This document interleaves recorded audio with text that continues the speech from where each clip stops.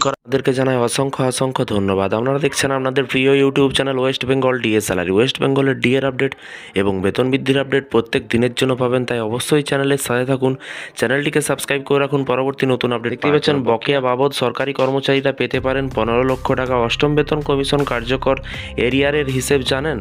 চলুন দেখে নেওয়া যাক কী বলা হয়েছে। অষ্টম কিন্তু শুরু করে কার্যকর হওয়ার সময়সীমার মধ্যে বর্ধিত বকেয়া বেতন এরিয়ার হিসাব এবং কর্মচারীদের দেবে কিন্তু কেন্দ্র। এই সুবিধা পাবেন, পেনশন কত টাকা পেতে পারেন চলুন বিস্তারিত জেনে নেওয়া যাক এবং কবে থেকে সংশোধিত বেতন মিলবে।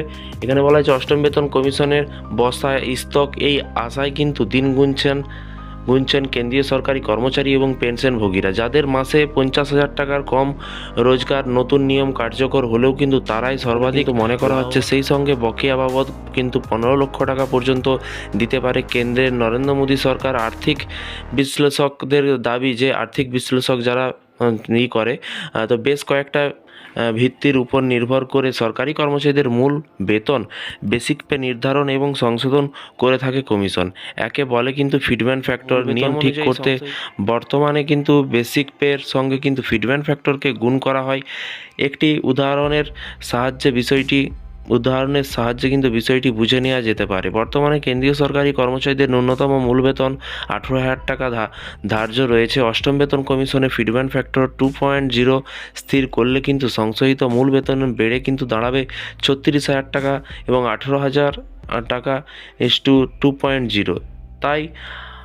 তাই কিন্তু সংশোধিত বেতনে ফিটমেন্ট ফ্যাক্টর তা নিয়ে কিন্তু ইতিমধ্যেই কমিশনের একাধিক প্রস্তাব কিন্তু দিয়েছে একাধিক কর্মচারী সংগঠন। সূত্রের খবর, সরকারের নিচু তলার কর্মচারীদের ক্ষেত্রে কিন্তু সেটা 3.25 এর মধ্যে রাখার অনুরোধ জানিয়েছিল তারা। সূত্রের খবর, এই বছরের জানুয়ারি থেকেই নতুন বেতন কাঠামো চালু করতে পারে কেন্দ্র। যদিও বাস্তবে তা কার্যকর হবে সামনের বছর।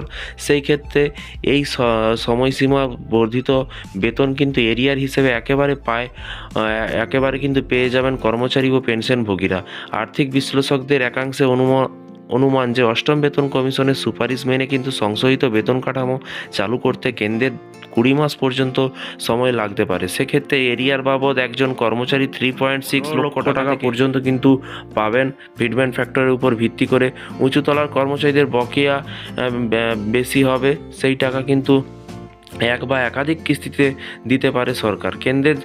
কেন্দ্রের যে সমস্ত কর্মচারী 50,000 টাকার কম আয় করেন তাদের মোট 8টা পর্যায়ে কিন্তু ভাগ করা হয়েছে।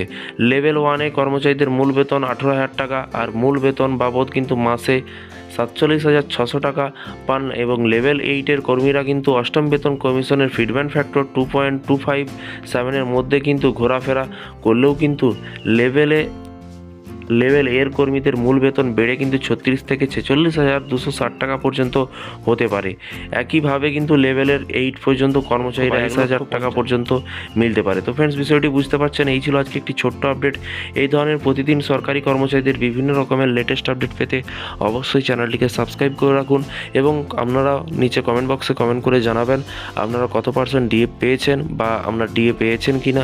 নিচে ইয়েস অর নো অবশ্যই জানাতে ভুলবেন না। ভালো থাকবেন, সুস্থ